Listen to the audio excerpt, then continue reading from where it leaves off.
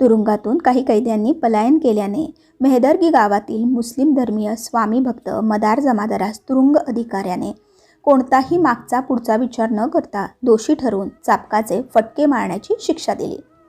मदार जमादाराने अत्यंत व्याकुळतेने स्वामींना आळविले. भक्ताने हृदयाच्या तळापासून स्वामींना आळवले असता स्वामींना ऐकावेच लागते. मदार ह्या शिक्षेची अंमलबजावणी होणार इतक्यात स्वामी महाराज मेण्यात बसून सेवेकऱ्यांसह तेथे तातडीने आले. तिथला तुरुंग अधिकारी उद्धट होता. स्वामी आले आहेत हे समजून सुद्धा त्याने शिपायास चाबकाचे फटके मारण्याची आज्ञा दिली आणि शिपाई चाबकाचा फटका मारणार तो चमत्कार घडला. जणू त्याच्या हातातील प्राणच गेला. हा चमत्कार बघून तेथील सर्व लोक घाबरले आणि त्यांनी धावत जाऊन स्वामींचे चरण पकडले. इतक्यात स्वामींनी तुरुंग अधिकाऱ्याचे सर्व पापकर्म लोकांसमोर उघड सांगितले.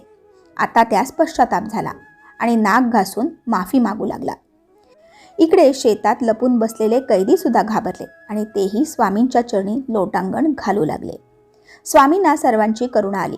स्वामींनी सर्वप्रथम चाबूक मारणाऱ्या शिपायाकडे कृपादृष्टीने बघितले. तेव्हा त्याचा हात पूर्ववत झाला आणि मदारास जवळ बोलावून बोलले, तू निश्चिंत राहा, निर्भय राहा, निरंतर भगवत भजन करत राहा. तुझा योगक्षेम मी चालवत आहे. स्वामींची ही अभयवाणी ऐकता स्वामी भक्त मदार जमादाराच्या डोळ्यातून अश्रू घळाघळा वाहू लागले. त्याने अनन्य भक्तीच्या भावनेने स्वामींना लोटांगण घातले. तर मंडळी, या कथेचा बोध हाच की निरंतर स्वामी भजन करायचे. स्वामी आपला योगक्षेम चालवत आहेत हे कायम लक्षात ठेवा. धन्यवाद. श्री स्वामी समर्थ.